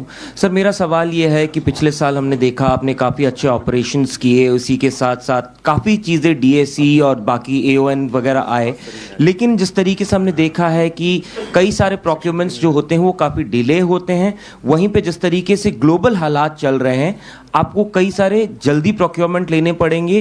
किस तरीके की balancing आप इसमें करेंगे, क्योंकि इस बार बजट में आपको मतलब तीनों सेनाओं को लगभग 80,000 करोड़ एक्स्ट्रा कैपिटल एक्सपेंडिचर के लिए दिया जा रहा है, कैपिटल एक्विजिशन के लिए दिया जा रहा है।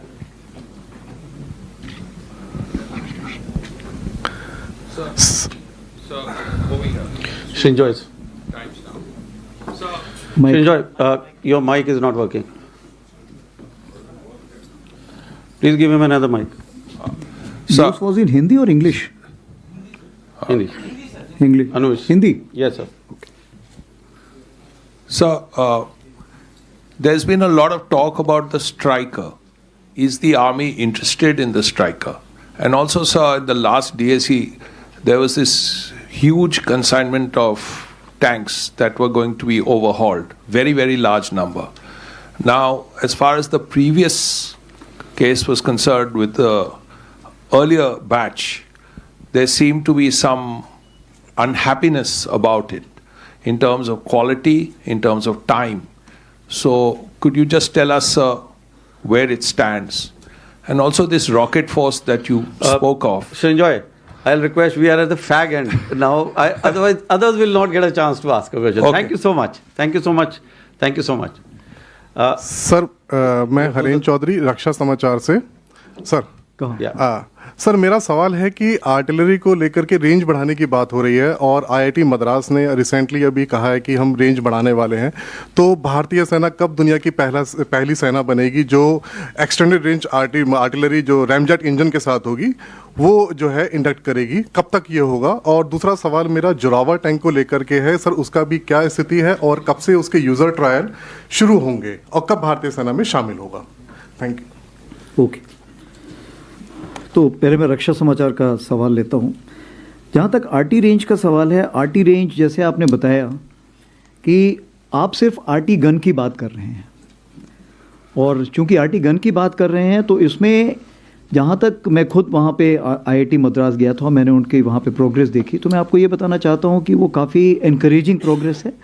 और अभी टाइमलाइन तो उसमें हम फिट नहीं कर सकते हैं क्योंकि टाइमलाइन बताना बहुत मुश्किल होता है, बट ये है कि काफ़ी प्रोग्रेसिव फीडबैक आया है और रैमजेट टेक्नोलॉजी जैसे ही आएगी हमें लॉन्गर रेंजेस मिलनी शुरू हो जाएंगी, और इस रैमजेट टेक्नोलॉजी को मार्टी गन्स में फिर नहीं रोकेंगे। फिर जहाँ तक हमारे पिनाका जो हैं, तो पिनाका रॉकेट में भी अगर हम इसको लगा सकते हैं तो हमें इससे ज़्यादा रेंज मिलने का फ़ायदा होगा। और ये रैमजेट टेक्नोलॉजी ऐसी है कि आगे भी इस्तेमाल होती रहेगी। उसी प्रकार से डीआरडीओ भी इस टेक्नोलॉजी पे काफ़ी काम कर रहा है।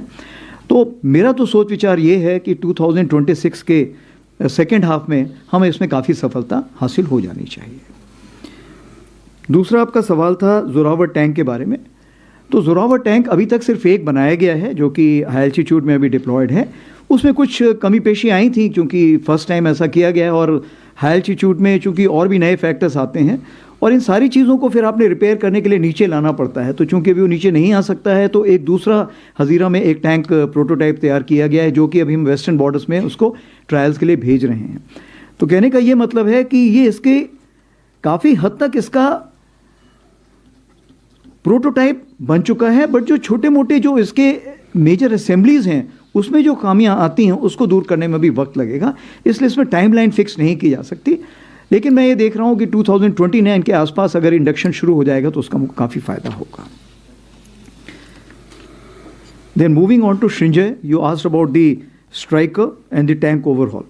So the striker is concerned, it is one of the options we are looking at, because we need a platform. We should be able to utilize it very well in the northern front, and it should have all the capabilities in terms of protection, in terms of firepower, in terms of mobility.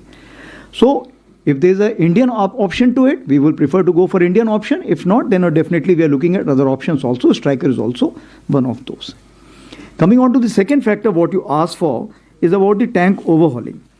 So what we understand that because of the force majeure factors, some spares which were required to be provided to the AVNL from the OEM could not come in time or got delayed. As a result, the overall has got some slippages. Secondly, AVNL did not have that much of capacity which we were supposed to be having. So this time what we have done, we have also taken the help of 505, the Army Base workshop which is there. And this workshop is also carrying out parallel repairs or the overhauls at this place also. So what we are looking at the PSU, we are looking at Army Base workshop, and if there is an industry which is ready to come forward and help us out, we will be surely ready to reach out to them and give them the contract also. But I can just assure you it does not affect in any way our operation efficiency, because we take this corrective action at the right point of time. It does not mean that the equipment is not usable in that particular time. As far as the quality is concerned, I do not have any reports of any quality. Some infirmities can always be there, which is something the corrections will take place, which is acceptable to us. Time slippages are there, yes, I agree with you, and we are taking corrective actions towards that side. Moving ahead, I think all three answered? All three have been answered. Okay, thank you. Sir, we are nearing the end. Probably we have got 3 more minutes. We'll take probably one question or two. Okay, one set. We can have 96, 88 and 165. Okay, we'll come to that, ma'am. 96, where is 96? 96. Yes, yeah. Please ask. Sir, trust Mohan Sharma, Bharat express से। सिंदूर से ज़्यादा operation सिंदूर पूरे देश में famous हो गया और हर बच्चा ऑपरेशन सिंदूर की बात करता है। मैं सिर्फ एक चीज़ जानना चाहता हूं कि ऑपरेशन सिंदूर की सफलता में टर्निंग पॉइंट क्या था हमारे लिए? Okay, 88. Yeah, ऊपर दीजिए. Sir Shikha Thakur from Bharat 24. Sir हमने देखा है कि नैरेटिव्स की लड़ाई हो रही है और एक तरफ बॉर्डर पे वॉर चल रहा है, दूसरी तरफ हेडलाइंस और हैशटैग्स में. अभी एशियन रिपोर्ट्स ने एक न्यूज़ पब्लिश की है जिसमें उन्होंने कहा कि चाइनीज़ एयरक्राफ्ट J-10 उसको ऑपरेशन सिंदूर के खिलाफ सक्सेसफुली एम्प्लॉय किया गया. इस तरीके के जो नैरेटिव्स है सर जो सोशल प्लेटफॉर्म्स पर हैं उसको कैसे हम केटर कर सकते हैं? Okay, last one, 165. So Upendra here, sir. I'm an independent journalist. So you talked a lot about the Northern Front, sir. There is one thing that I wanted to ask you about the Northern Front, which is in October 2024 when the agreement was signed for disengagement. There were also two more steps that were to be done, which is disengagement and de-induction. Three-step process was to be maintained. At what process? Currently this LAC disengagement exists at this point in time. And also, sir, world over we are seeing that the conflict is drone driven. Basically, the drones are sort of shaping the battlefield, effects that happen. And air littoral is becoming a very important space, and control of air littoral is also a big question mark as far as the Indian force structures are concerned. So would you throw some light on what is the thinking of the army on the air littoral control and command and control structures?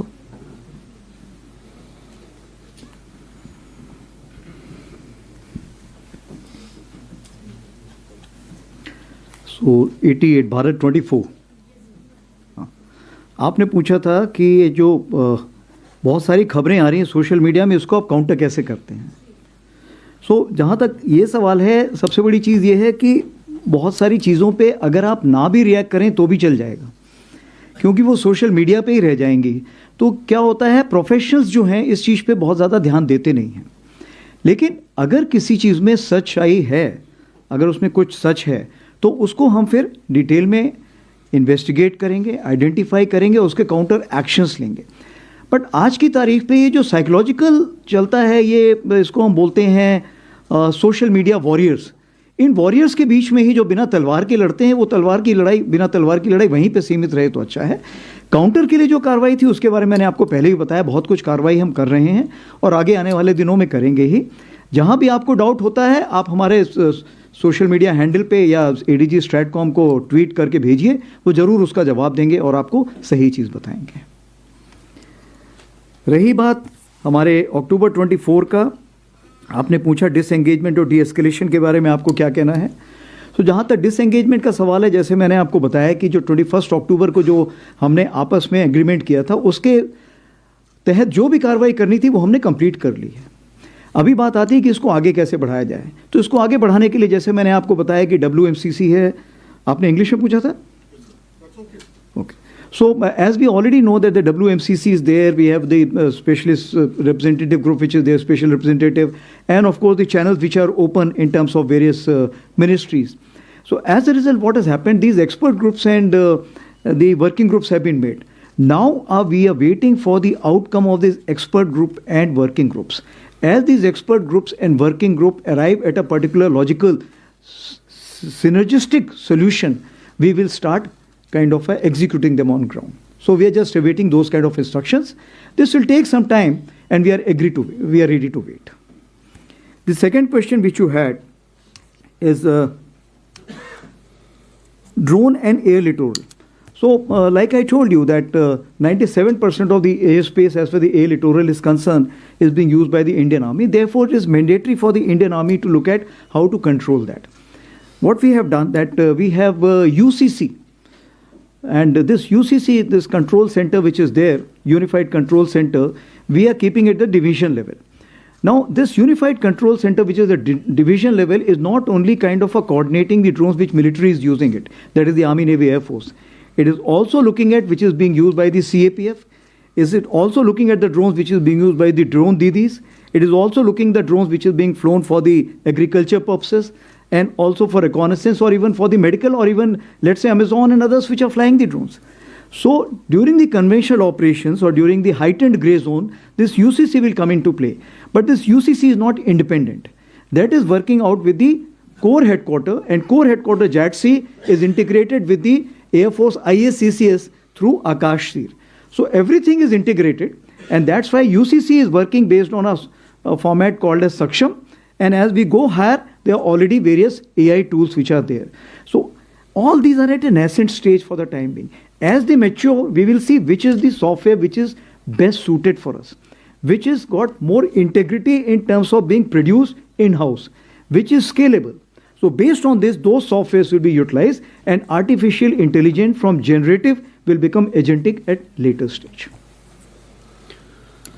With this, we come to the end of the question and answer there's session. a turning point.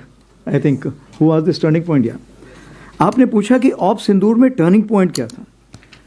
मेरे हिसाब से turning point जो था, दो stage पे देखना चाहिए आपको. सबसे पहले टर्निंग पॉइंट तो ये था जो 22 मिनट की हमारी जो हमने टेरर टारगेट्स पे जो स्ट्राइक की थी, उस 22 मिनट से सबसे पहले तो क्या हुआ था कि जो उनका डिसीजन मेकिंग साइकिल था अपोजिट साइड का, वो बिल्कुल हिल गया था. एंड उन्हें वक्त लगा समझने में. एंड चूंकि वक्त लगा तो जिसके हाथ में जो आया, किसने पत्थर फेंकना शुरू कर दिया, किसी ने ड्रोन, किसी ने मिसाइल. तो अफरा तफरी ऐसी मची हुई थी उस तरफ कि उनको समझ में नहीं आया क्या कार्रवाई हो रही है. और ये जो मिस मैनेजमेंट उस तरफ से हुआ था, उसको हमने कैलिब्रेटेड रिस्पॉन्स दिया, ताकि हम लड़ाई को आगे नहीं बढ़ाना चाहते थे, क्योंकि हमारा जो पॉलिटिको मिलिट्री एम था वो हमने पा लिया था.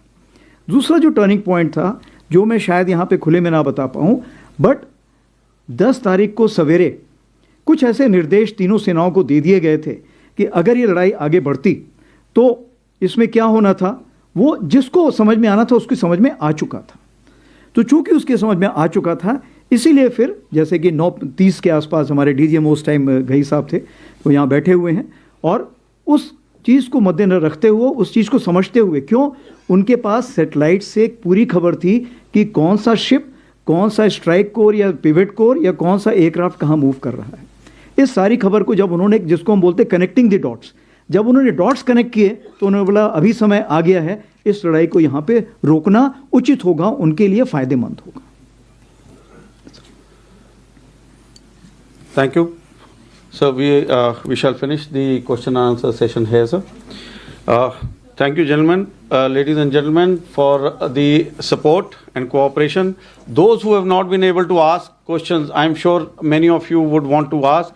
The Chief of Army Staff will be there with you post this session as we go down to the reception area for lunch. Please join us for lunch there. You can speak to the Chief there and clear your questions there. Can I overrule you? Yes, sir. Can I overrule you? Yes, sir. The Chief can overrule. Thank you for overruling.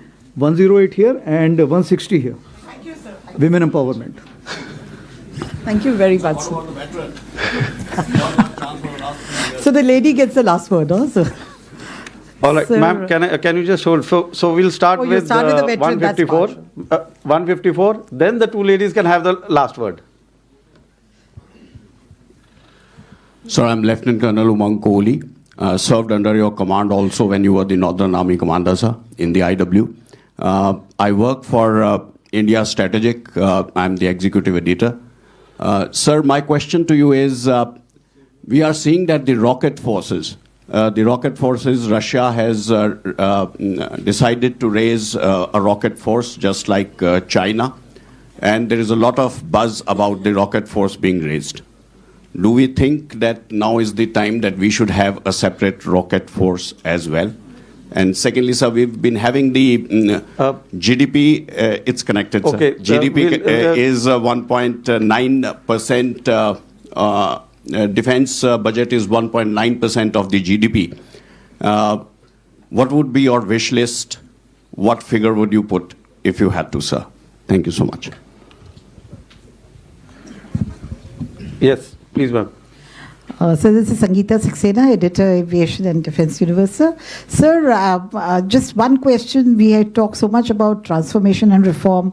So when will we be able to tell our granddaughters, my granddaughter, that yes, you will be join the army, beta, you will command 1 paras, 9 paras, 7 paras. So when do we get women into the infantry, sir?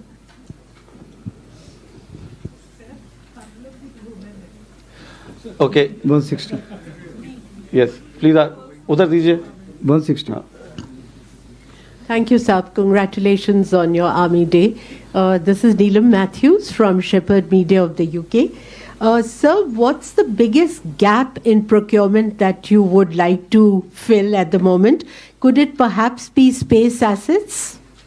Thank you. Come again, sorry. What is the biggest gap in procurement that you would like to fill ASAP? And could it be space assets by any chance? Thank you.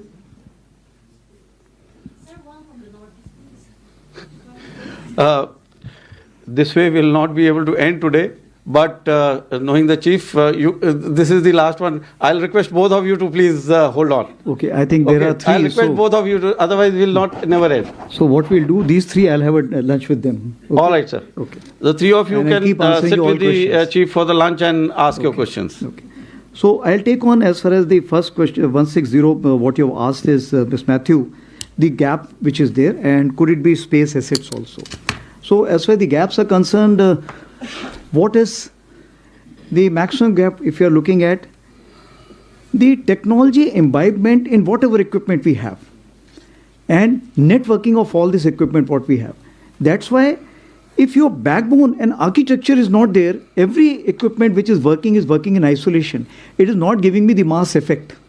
It is massing itself but not giving the mass effect. Therefore, it is important for me to network everything and introduce artificial intelligence at the earliest by providing the data connectivity and making sure this data is central as well as it has redundancy by virtue of Edge Data Center which we have now inaugurated at the core level, which Raksha Mantri ji inaugurated in October. So my priority is artificial intelligence and data centricity, and for that it is something which I will be able to get from the acquisition, something for the manpower upgradation, and thirdly, the expertise which is lying in the civil domain as of now. Because AI, networking and data centricity is a dual use thing. So I must accept what is best in the civil market, take it, absorb it, and introduce it. This is what is the main thing. As far as the space is concerned, yes, the gaps are there. And that's why we are looking at the commercial satellites also. And as you are aware, that very, very good private players have come to the fore today and they're offering their services. So once the DAP gets approved, definitely we'll be able to have a long-term strategic partnership with these players to make sure that we should be able to get the space visibility the way we are looking at. And we should be working towards that. What is important is that the technological advancement is so fast that a normal equipment platform production and technological production cannot be considered on the same scale or the same pace. Therefore, we need a different kind of a pipeline for acquisition of this. This we are working in this DAP. The second question is women into 4 para and 10 para. So we have the Colonel of the regiment sitting here, and definitely after this he will sit with you for the lunch and decide on the kind of parameters how to go about it. But what we need to see that if the standards are same, if the capability is same, and if the India as a nation, society is ready to accept, it can be done tomorrow. I have said earlier also, Kali Mata ka roop. Women cannot be seen as a vulnerable commodity. It has to be strong enough. So, if we look at our society as of today, the society still has got girls' schools, girls' colleges, boys' colleges, and the laws also which are there are of a particular kind. As the army is concerned, army is looking at not gender equality, army is looking at gender neutrality. But today I am not able to ensure gender neutrality because there are medical authorities which do not allow me, and the team of composition where the females also, they say no sir, presently it's not possible. I'll give you the example of CPT 26 which I was talking about. I was wanting the standards to be same, but I have not been able to make sure because there has been no positive indications from those females who are serving also. So now what I am doing, I am having this super excellent column. So in 3 to 4 years, I will get to know how many female officers and the other ranks are able to reach that level. If they're able to reach that level, definitely we will open up firstly the supporting arms which are not open, and then the arms, and then of course the special forces. So it's a social change, it's a sequential change, it is a welcome change. But it is gender neutral. Now the third question was rocket force and GDP. So, as far as the rocket force is concerned, you had asked. As far as the rocket force concerned, yes, like I said, it is a requirement. Rather, I'll call it rocket cum missile force because you have to mix of both. Now, what you have said, this rocket force is required at the level of what? Is it required to be at the army level or it's required directly at the level of MOD or at the CDS level? This is the question which we need to decide. I'll give you the example. As of today, for example, let's say we are raising under artillery. Tomorrow, as the requirement increases and we carry out the accretion, if you see how we went about the Army Air Defense, initially it was under artillery, carried out the complete training and development under artillery. After that, when it became unmanageable under the artillery, it went as a different line directorate. Similarly, as far as the rocket force is concerned, initially it will be under the let's say artillery. As and when it increases, based on the size, scope, and the command control, this will see a different avatar. So it's too early to say that how these timelines will come up because the acquisition pattern will tell us how strong this force will be in what time frame. And then we will take a decision on that. All three answered? Yes, all three. Thank the GDP question, the chief has already answered earlier. He's already cleared that how there is no change that we need. Ladies and gentlemen, thank you so much for your support and cooperation. May I request you to remain seated while the Chief of Army Staff and the senior officers leave the hall. Thereafter, may I request you all to join us for lunch at the lower reception hall. Thank you. And thank you, Jai everyone. Hind. Thank you very much. Good luck. Jai Hind. Looking forward to host you for lunch. And through you to every citizen of the country. As we also mark the auspicious occasion of Lodi Festival, Veterans Day and Army Day, I want to acknowledge the vital role you play in connecting the Indian Army with the nation. Your responsible and accurate reporting strengthens public trust and helps present the Army's work in its true perspective. Of course, Op Sindoor was a witness to both, that is the patriotism and over-enthusiasm. So the past year saw a sharp rise in the number and intensity of armed conflicts worldwide. These global shifts underline a simple reality. Nations that stay prepared prevail. In this backdrop, Operation Sindoor, India's calibrated and resolute response to cross-border terrorism, demonstrated our readiness, precision, and strategic clarity. Through our various initiatives, as part of JAY, that is Jointness, Atmanirbharta and Innovation, clarion call given by our Honorable Prime Minister in September 25, Year of Reforms given by Honorable Raksha Mantri in January 2025, and Indian Army's own Decade of Transformation, we can be justifiably very satisfied with the progress made during the year 2025. Now let me take on one by one, especially with the security issues. Northern Front. The situation along the Northern Front remains stable, but needs constant vigil. Apex level interactions, renewed contact, and confidence building measures are contributing to gradual normalization of situation that has also enabled grazing, hydrotherapy camps, and other activities along the northern borders. With our continued strategic orientation on this front, our deployment along the line of actual control remains balanced and robust. Concurrently, capability development and infrastructure enhancement are progressing through a whole of government approach. As regards the Western Front, following the Pahalgam terror attack, a clear decision to respond decisively was taken at the highest level. Op Sindoor was conceptualized and executed with precision.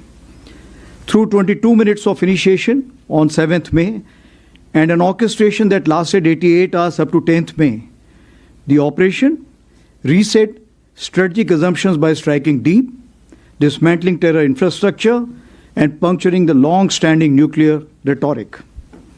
The Army successfully destroyed 7 out of the 9 targets and thereafter played a pivotal role in ensuring calibrated response to PAK actions.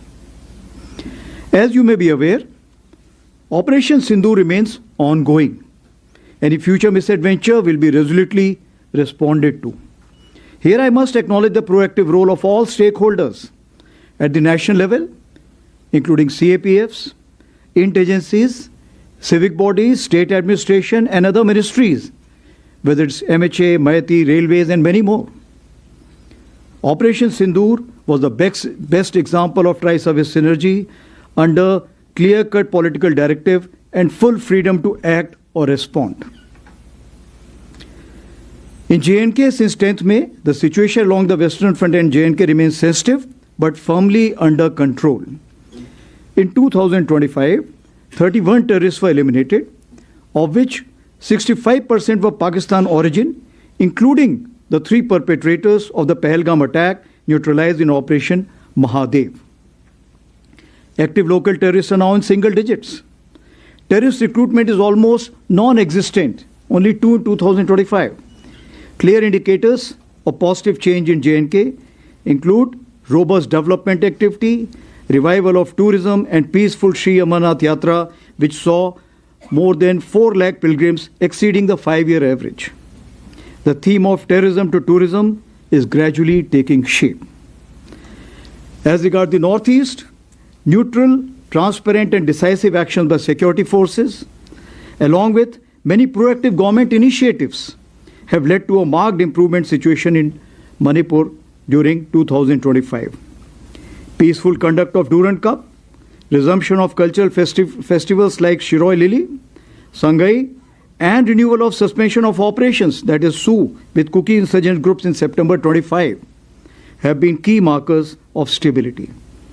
In response to turbulence in Myanmar, a comprehensive multi-agency security grid comprising of Assam Rifles, Army, and Home Ministry is working towards insulating the Northeast from spillover effects. With successful conduct of phase 2 elections in Myanmar, we should be able to engage each other more effectively now. As regards the HADR, Humanitarian Assistance and Disaster Relief, the Army operated across 2 neighboring countries and 10 states. It rescued over 30,000 people, and during the Punjab floods in Pathankot, some of you would recollect the daring rescue of the CRPF personnel by an Army aviation helicopter from a collapsing building. In the border states, where I have delegated full authority to my div commanders, the Army was able to act even before formal requests were received from states. This reaffirms our role as the natural first responder during HADR crisis. Here, I must mention 14 Rajrif, Dharali, Uttarakhand, which lost 1 JSU 9 other ranks, continued to focus on the complete rescue operation and coordination at the initial stages. And that's what is the military motivation all about. Our 17 HADR bricks which we have planned are gradually taking shape pan-India. Now the battle of the future will not be won by a single arm or even a single service. It will be a national level enterprise. The Honorable Prime Minister captured this vision through the mantra of Jai, where jointness integrates our effort, Atmanirbharta empowers our capability, and accelerated innovation drives ideas into action. So based on the lessons drawn during Op Sindoor and in line with the Indian Army's belief that change must come at the velocity of relevance, we prefix the verb acceleration to all our nouns, that is, initiatives. We followed what Subhash Chandra Bose once said, no real change in history has ever been achieved by discussions alone. It was a call for action, and I am happy to say that with guidance from the highest level, full trust of our Honorable Raksha Mantri, and encouragement from all stakeholders, the Indian Army has made significant strides. I shall now touch upon some important tangible updates on the 5 pillars of decade of transformation. Herein I must mention that the urgency for change has been catalyzed by the middle-level officers of Indian Army and not by top-down for a change. So the first pillar, that is the force restructuring, focuses on reviewing organizational structures to enhance multi-domain combat potency and utilize tail as teeth sharpener. This is a different term, tail as a teeth sharpener. Therefore, we have adopted a spiral development approach centered on organization as well as equipment. We have reoriented and created several structures. Rudra Brigade for high-tempo multi-domain operations, Bearer battalions, that is the light commando battalions for agility and disruptive effect. Similarly, Shaktiman regiments and Divyastra batteries for artillery will use US and counter-US for extended reach and real-time targeting. Ashni platoons of infantry platoons and some other organizations which are on the design board as of now will enhance precision, surveillance and strike options at the tactical as well as operational level. All of this will enhance our cumulative combat effectiveness. A large number of government sanctioned letters for organizational change have been approved over the past 14 to 15 months, numbering approximately 31, including that of the path-breaking IBJization of a corps and raising of an aviation brigades. Recruitment also, as you're aware, physically commenced after a gap of 5 years in year 2025. Moving on to pillar number 2,